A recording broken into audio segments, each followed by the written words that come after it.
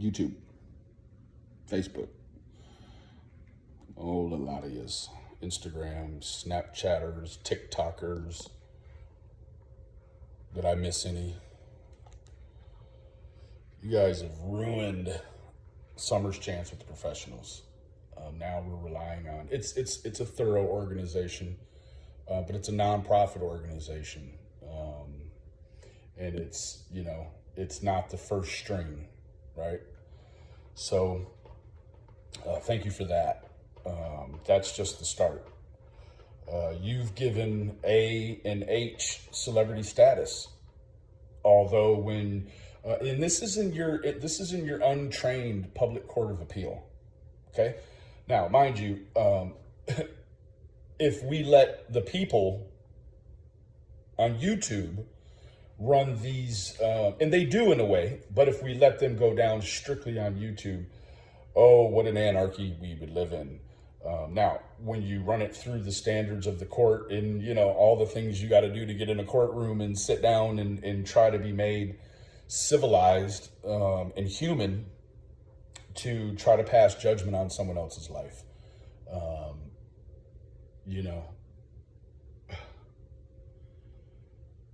Boy, what would a YouTube channel content creator, what would one of their channels look like if they got put on one of these cases that they've been following or covering?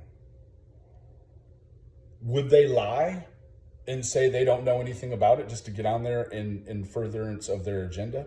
I don't know, but yeah, we do know, right? So you've given these two a celebrity status when you were to put them on the stand, you're going to shoot holes through it.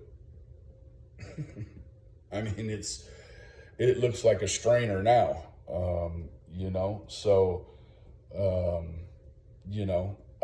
I believe that Hunter could have stolen those objects like the vapes and yeah. But what he said is that he got out of the truck and then went back to Candace to get it, and she gave it to him. So it wasn't like, I don't get it, right?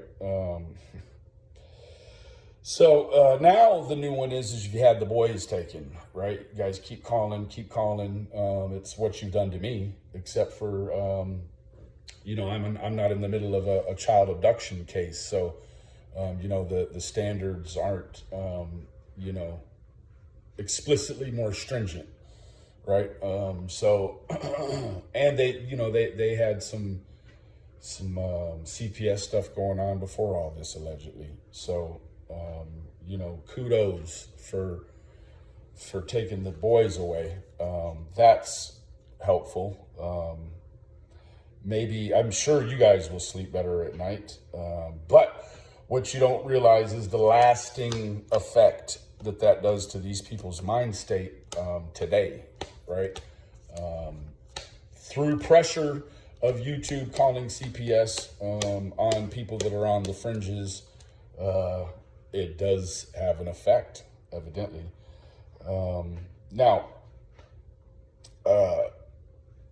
So Candace, I imagine, would have to be suicidal. She's lost 4 children in the span of time that we've allotted them, right? We're like, okay, yeah, no more. We're going to take their kids, this week.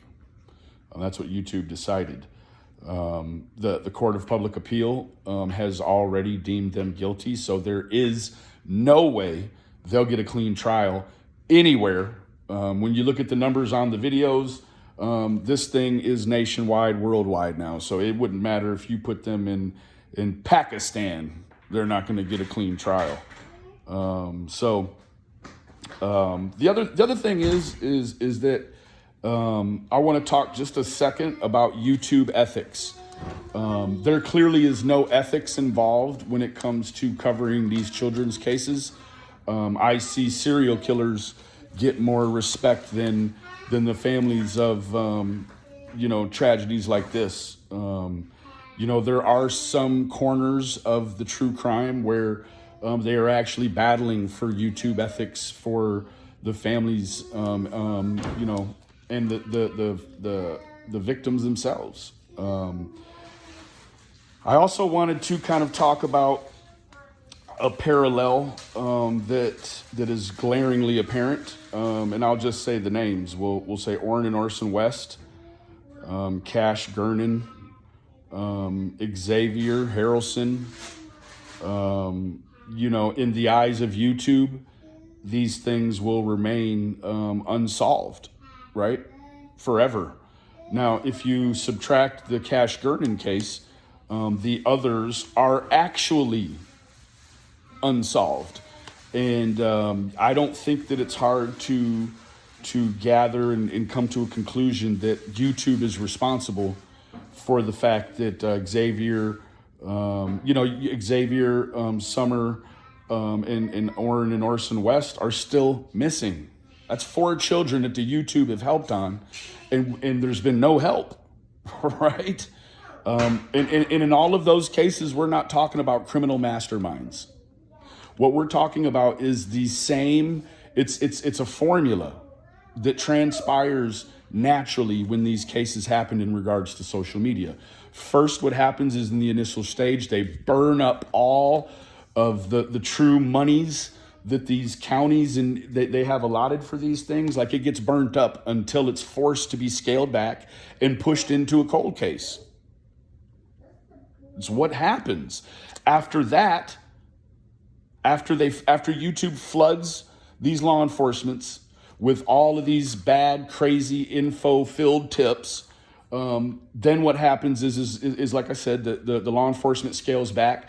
Then the non-profiters come forward. Meanwhile, when the non-profiters come forward, the YouTube has already assumed possession of the case, right? The YouTube is the very reason why they get, it's like I said before, it's a job security, right? If you're jumping in the front and you're screwing something up so that later on when it gets scaled back and it's left to the non-profiters and it's left to the YouTubers, it's right where they wanted it, right? That's like throwing a pass to yourself, right? It's insane, right? So you've got 4 kids who YouTube have helped extensively to, you can help somebody to death. And YouTube has helped these cases to death, right? You've got Summer, you've got Orrin and Orson West, and you've got Xavier Harrelson, right? Now, that's not even to mention little Amari in Las Vegas.